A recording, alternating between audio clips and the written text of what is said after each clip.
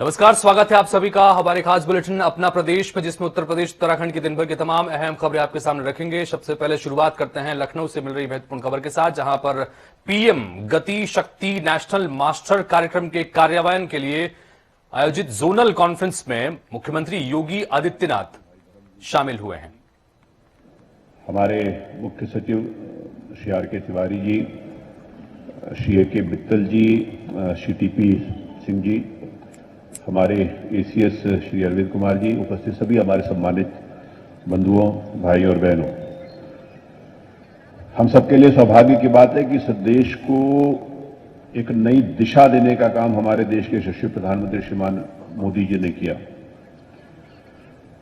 हर छोटी सी बात के ऊपर ध्यान दिलाकर कैसे उसका इम्पैक्ट व्यक्तियों को प्रभावित करता है, इस ओर जब उनका ध्यान गया तो इस सारे के सारे एक स्थान के ऊपर सबको लाकर एक सिंगल पॉइंट कम्युनिकेशन के माध्यम से, एक दूसरे के साथ कोऑर्डिनेशन के माध्यम से हम उस विकास की गति को कैसे तेज कर सकते हैं और पूरी शक्ति के साथ कैसे तेज कर सकते हैं। इस नाते से प्रधानमंत्री गति शक्ति कार्यक्रम दुर्गाष्टमी के दिन माननीय प्रधानमंत्री जी ने इसका शुभारंभ किया था। हमारा सौभाग्य है कि उस कार्यक्रम में उपस्थित होकर उनके दिशा निर्देश, उनका मार्गदर्शन हम सबको मिला। स्वाभाविक रूप से हम देखते हैं कि कोई प्रोजेक्ट यदि चालू हो जाता है तो कई वर्षों तक लंबित रहता था, एक दूसरे के विभाग के साथ कोऑर्डिनेशन नहीं होता। कभी कभी तो हम इस बात के लिए विचार करते थे कि कुछ डिपार्टमेंट इंतजार करते हैं कि सड़क बने, उसके बाद हम इसको खोदना शुरू करें, चाहे आपने पाइपलाइन डालने के लिए छोड़ना शुरू करें, चाहे उसके ऊपर टेलीकम्युनिकेशन से संबंधित या अन्य विभागों से संबंधित जिन्होंने उस सड़क की खुदाई करनी है उससे संबंधित। आगे बढ़ते हैं मुख्यमंत्री योगी आदित्यनाथ से जुड़ी हुई एक और खबर, जो आज दिव्यांग दिवस के मौके पर दिव्यांगों के लिए बेहतर काम करने वालों को सम्मानित करेंगे। इस दौरान मुख्यमंत्री विश्व दिव्यांग दिवस पर डॉक्टर शकुंतला मिश्र राष्ट्रीय पुनर्वास विश्वविद्यालय लखनऊ में पुरस्कार और दिव्यांगजनों के लिए उपकरण का वितरण भी करेंगे। इस दौरान सीएम प्रदेश की बेटी को राज्य सरकार से सम्मानित भी करेंगे। ये सम्मान दिव्यांगजन के हित के लिए किए गए कामों के लिए दिया जा रहा है।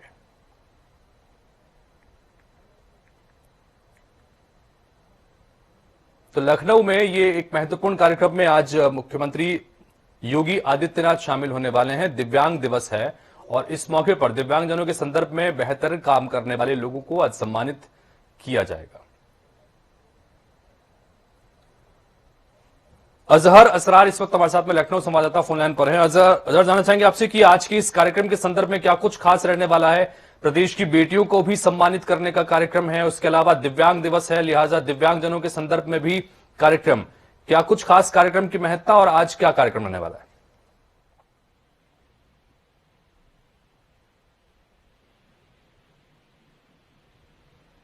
जी अजहर, आप सुन पा रहे हैं मुझे?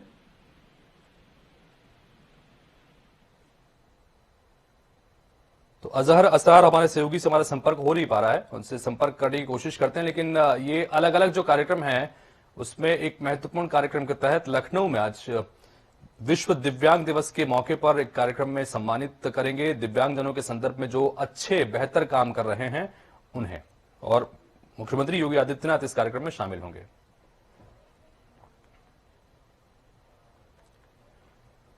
फिर मुख्यमंत्री सीएम योगी आदित्यनाथ आज से 2 दिवसीय गोरखपुर के दौरे पर भी रहने वाले हैं। उनके साथ केंद्रीय सूचना प्रसारण मंत्री अनुराग ठाकुर भी मौजूद रहेंगे। सीएम शाम को करीब 4 बजे गोरखपुर पहुंचेंगे और इस दौरान सीएम दूरदर्शन केंद्र में अर्ध स्टेशन और 3 FM रिले केंद्र का भी लोकार्पण करने वाले हैं। इसके बाद दूसरे दिन मुख्यमंत्री जिले के महाराणा प्रताप इंटर कॉलेज में आयोजित महाराणा प्रताप शिक्षा परिषद के संस्थापक सप्ताह समारोह के उद्घाटन समारोह में भी शामिल होंगे। फिर शाम को क्षेत्रीय खेल मैदान में आयोजित अखिल भारतीय प्राइज मनी कबड्डी प्रतियोगिता के समापन समारोह में भी शिरकत करने वाले हैं। इस दौरान मुख्यमंत्री गोरखपुर दौरे को लेकर समीक्षा बैठक भी कर सकते हैं और वहां के अधिकारियों को जरूरी दिशा निर्देश भी दे सकते हैं।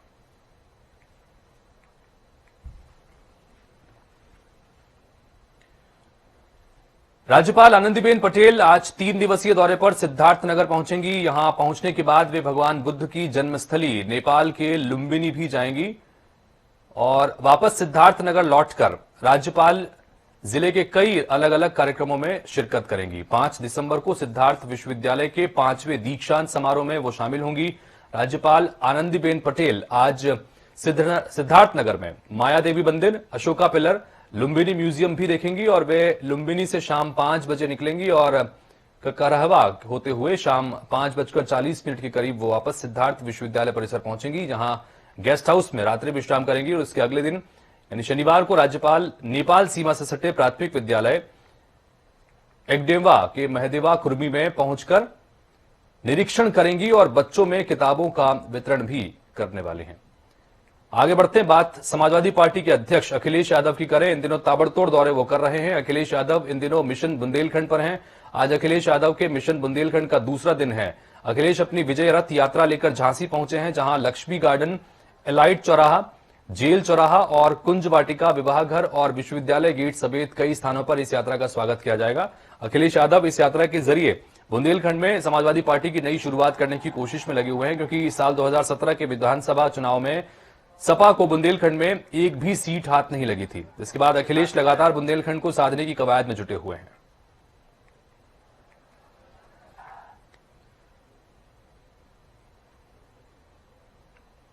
तो दीपक जोशी इस वक्त हमारे साथ, हमारे सहयोगी सीधे जुड़ रहे हैं, उनके पास चलते हैं। दीपक, जानना चाहेंगे आपसे कि पूर्व मुख्यमंत्री अखिलेश यादव का आज कार्यक्रम है झांसी के संदर्भ में, लगातार विजय रथ निकाल रहे हैं और अलग अलग मुख्तलिफ इलाकों में जा रहे हैं। बुंदेलखंड में खास फोकस क्या कुछ खास रहने वाला है? पार्टियों की शुरुआत हो चुकी है, जिसमें ये विजय रथ यात्रा लेकर चल रहे हैं और लगातार 3 दिवसीय इनका कार्यक्रम है। यहाँ इस समय अपने सियासत की झांसी में पीठी चल रही है और इस रथ यात्रा के सहारे पार्टी को साधने की, पार्टी को बढ़ाने की और पार्टी के किए हुए कार्य जो अपने शासनकाल में उन्होंने कार्य किए थे उनको जनता तक कैसे पहुंचा सके, वह तमाम जनता, तमाम उनके जो पार्टी के पदाधिकारी हैं वो किस तरह सक्रिय भूमिका निभा सके, इस वजह से ये रथ यात्रा का विशेष महत्व है। दीपक, उसके अलावा बुंदेलखंड की इन सीटों के संदर्भ में दर्शकों के लिए जानकारी चाहेंगे कि बुंदेलखंड की इन सीटों के समीकरणों को अगर आप बता सके कि किस तरह से बुंदेलखंड इलाका उत्तर प्रदेश की सियासत में बड़ा महत्वपूर्ण माना जाता है और समाजवादी पार्टी की पिछले विधानसभा चुनाव में किस तरह की स्थितियां थी। यही वजह है कि खासतौर पर बुंदेलखंड पर भी समाजवादी पार्टी अपने विजय रथ के जरिए खासतौर पर फोकस कर रही है। जरा इस बारे में कुछ दीपक बताइए। बुंदेलखंड से होकर ही पूरा विधानसभा का यहाँ से रास्ता निकलता है। उसी वजह से अभी कुछ ही समय पहले मोदी जी ने अपना, प्रधानमंत्री ने कार्यक्रम किया, उसके बाद अखिलेश भी लगातार फोकस बुंदेलखंड में बनाए हुए लगातार 3 दिन वो यहाँ पर रुकेंगे। तीनों दिन तमाम जगहों पे यहाँ पे बड़ा गांव, मौरानीपुर व मोट में जनसभा को संबोधित करेंगे। जनसभा को संबोधित करके इस तरह का प्रचार वो करेंगे कि यहाँ पर जो उन्होंने अपने शासनकाल में कार्य किए थे उनको जनता तक पहुंचाया जा सके। वह आगामी उम्मीदवार भी किस मतलब अच्छे से अच्छा उनको मिल सके, जिससे उनको इस बार सीट प्राप्त हो सके। इसलिए फूक के कदम रख रहे हैं। वह एक विजय रथ यात्रा निकाल के पूरा जनता से जुड़ाव और समाजवादी पार्टी का जो कार्य है वो जनता तक पहुंचा सके, वह अपने शक्ति प्रदर्शन भी विजय रथ यात्रा के माध्यम से वो कर सके। जी दीपक, बहुत शुक्रिया इस तमाम जानकारी के लिए आपका। तो कुल मिलाकर बुंदेलखंड पर फोकस समाजवादी पार्टी के अध्यक्ष अखिलेश यादव का खासतौर पर देखने को मिल रहा है, क्योंकि अगले 3 दिन की खासतौर पर वो इस वक्त बुंदेलखंड में हैं और विजय रथ यात्रा समाजवादी पार्टी की तरफ से जो निकाली गई है उसमें उसके तहत आज झांसी पहुंचेंगे और झांसी दरअसल ये रथ कल ही पहुंच चुकी है और आज बकायदा यहां पर एक रैली निकाली जाएगी और उसके संदर्भ में उसके बाद जनसभा को भी संबोधित करेंगे। भाजपा के प्रदेश अध्यक्ष स्वतंत्र देव सिंह आज मैनपुरी जिले का दौरा करने वाले हैं। आने वाले विधानसभा चुनाव को देखते हुए उनका यह दौरा काफी अहम माना जा रहा है। प्रदेश अध्यक्ष के यहां पहुंचने से पहले ही तैयारियों को लेकर भाजपा पदाधिकारी सक्रिय हो गए हैं। भाजपा जिला अध्यक्ष ने बताया कि चुनाव में भाजपा पूरी तैयारी के साथ मैदान में उतरेगी। इस बार मैनपुरी की 4 विधानसभा सीटें भाजपा के खाते में जाएंगी, उन्होंने दावा किया। उन्होंने ये बताया कि प्रदेश अध्यक्ष जिले में पार्टी कार्यकर्ताओं के साथ बैठक करेंगे और चुनाव को लेकर रणनीति भी तय करेंगे।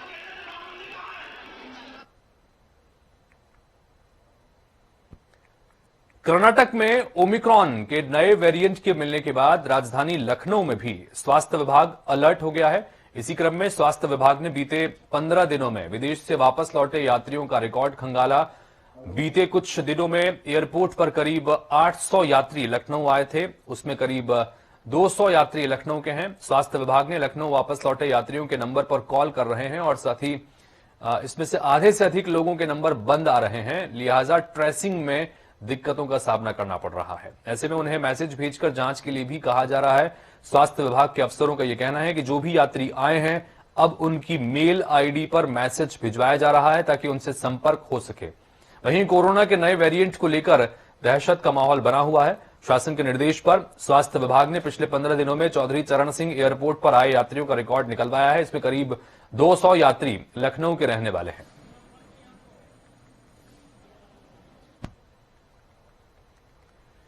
राजधानी लखनऊ में कानून व्यवस्था को लेकर लगातार सवाल खड़े हो रहे हैं। इसकी वजह से जो है वो बेखौफ दबंग लगातार सरेआम गुंडई करते नजर आते हैं।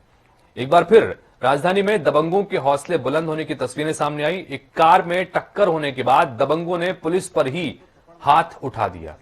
बीच सड़क पर ही दबंगों ने कार से टक्कर के बाद घेर कर वर्दीधारी सब इंस्पेक्टर को बीच सड़क पर थप्पड़ जड़ दिए।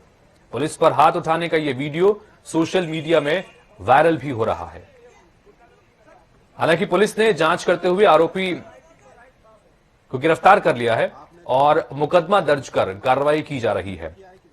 रईसजादों पर पुलिस पर हाथ उठाने वाला यह कोई पहला मामला नहीं है। इससे पहले भी कई ऐसे वाकये सामने आ चुके हैं जिसको लेकर कानून व्यवस्था पर भी लगातार सवाल उठते रहे हैं।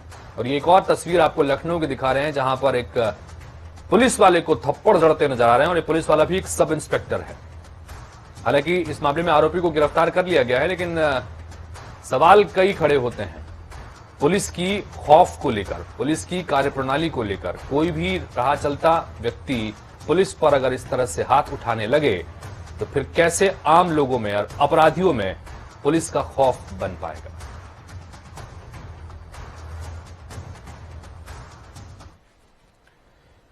फिर मथुरा के थाना सुरीर कोतवाली इलाके में यमुना एक्सप्रेस वे पर आज एक बार फिर दर्दनाक हादसा हो गया। यह दर्दनाक हादसे में एक महिला पुलिसकर्मी सहित 5 पुलिसकर्मियों की मौत हो गई, जबकि बोलेरो गाड़ी में सवार एक अन्य पुलिसकर्मी गंभीर रूप से घायल हुआ है, जिन्हें इलाज के लिए अस्पताल में भर्ती कराया गया है।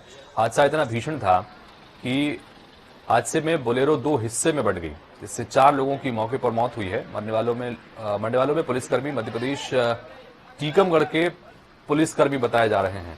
फिलहाल हादसे के बाद एक्सप्रेस वे सुरक्षाकर्मी और स्थानीय पुलिस मौके पर इस एक्सप्रेस वे पर पहुंची हुई है। हादसे की जानकारी देते हुए चश्मदीद ने बताया कि बोलेरो कार आगरा से नोएडा की ओर जा रही थी, तभी माइलस्टोन 80 के समीप तेज रफ्तार होने की वजह से अपना नियंत्रण खो बैठी, जिससे हादसा हो गया।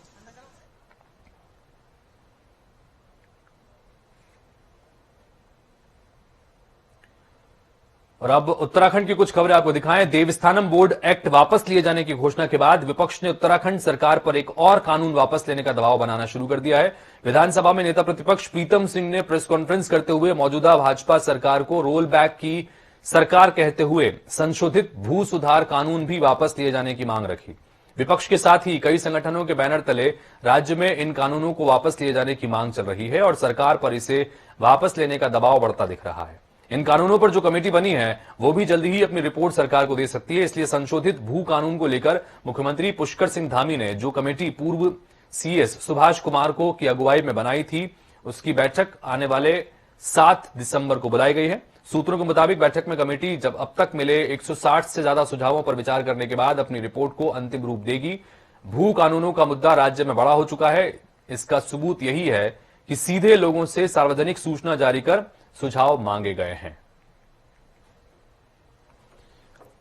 देहरादून संवाददाता अजीत काम्बोज इस वक्त हमारे साथ सीधे जुड़ रहे हैं, उनके पास चलते हैं। अजीत, चूंकि सरकार ने एक बड़ा रोल बैक किया है देवस्थानम बोर्ड के संदर्भ में और उसके बाद अब भू कानून को लेकर भी कहीं न कहीं दबाव की स्थिति देखने को मिल रही है। जिस तरह से गतिविधियां चल रही हैं, सुझाव मांगे गए हैं, माना जा रहा है कि इसी तरह का एक रोल बैक या इस पर कोई बड़ा फैसला सरकार ले सकती है। दर्शकों के संदर्भ में अजीत थोड़ा विस्तार से बताइए इस भू कानून के संदर्भ में भी और क्या कुछ अभी गतिविधियां चल रही है सरकार के स्तर पर।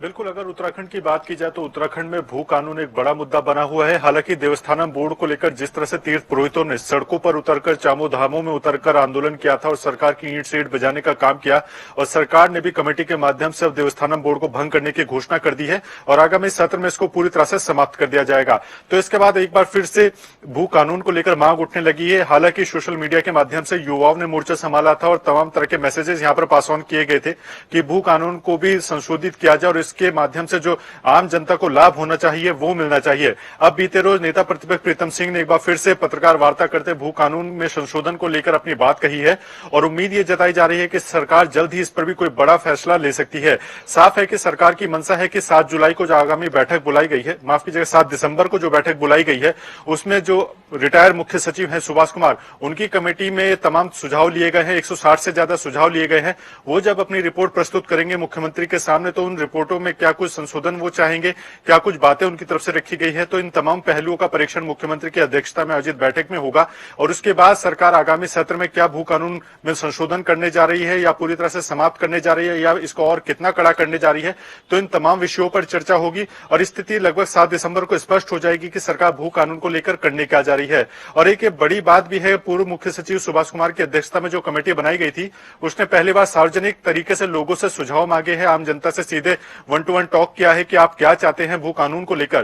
क्योंकि उत्तराखंड की अगर बात की जाए तो 70% से ज्यादा यहाँ पर वन संपदा है और यहाँ के अस्तित्व को लेकर जो लगातार लोग लड़ाई लड़ रहे हैं उनका साफ तौर पर यही कहना है कि भू कानून अगर यहाँ पर प्रभावी किया जाता है अच्छे और बेहतर ढंग से तो यहाँ की जो हमारी जमीनें हैं उनको बचाया जा सकता है और बेहतर तरीके से यहाँ पर आगामी काम किए जा सकते हैं। जी अजीत, थोड़ा सा आपसे डिटेल में जानना चाहेंगे इस भू कानून के संदर्भ में क्या ऐसे प्रावधान हैं जिसको बदलने की मांग हो रही है या क्या वो ऐसे प्रावधान है जिसको लेकर जनता के बीच में, चूंकि एक समिति है, समिति ने जनता से भी सुझाव मांगे हैं, आम जनता के संदर्भ में भी क्या कुछ खास है इस प्रावधान भू कानून के संदर्भ में? बिल्कुल, अगर उत्तराखंड की बात की जाए तो उत्तराखंड में सीधे तौर पर जो मांग उठी है आम जनता की तरफ से वो ये है कि हिमाचल की तर्ज पर उत्तराखंड प्रदेश में भी भू कानून को लागू किया जाए।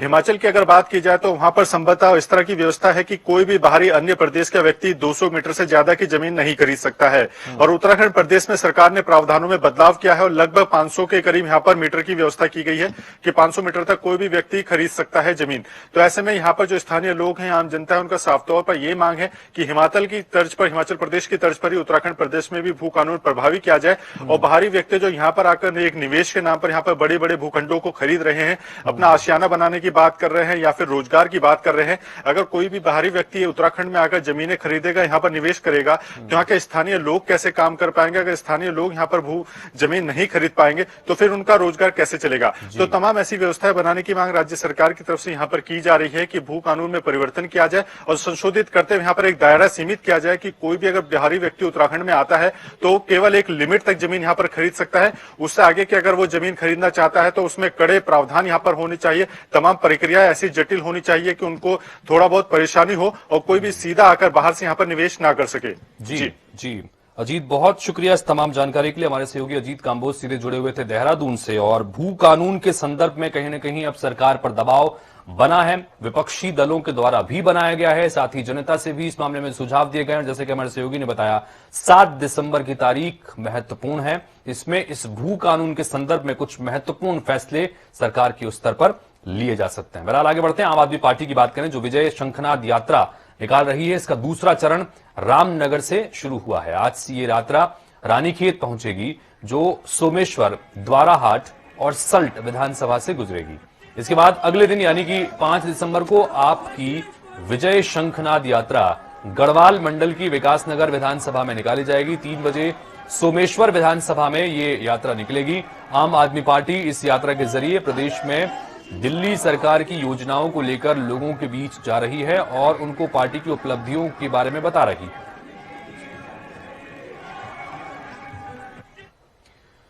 तो इसी के साथ फिलहाल इस बुलेटिन में इतना ही, लेकिन खबरें और अपडेट्स का सिलसिला जनता टीवी पर लगातार जारी है।